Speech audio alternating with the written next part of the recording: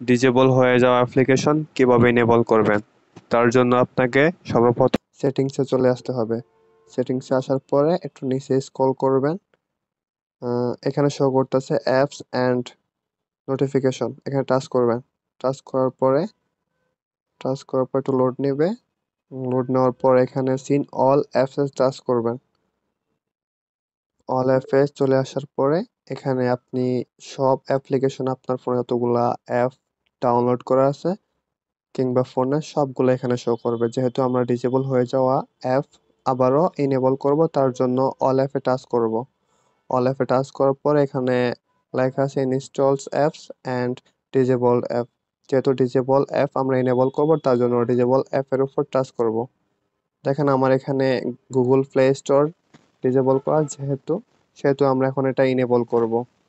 So আগে Google play স্টোরে touch করব। টাচ করার পরে এখানে ইনেবল লেখা আছে, ইনেবলের উপর টাচ করব। ইনেবল হয়ে গেছে।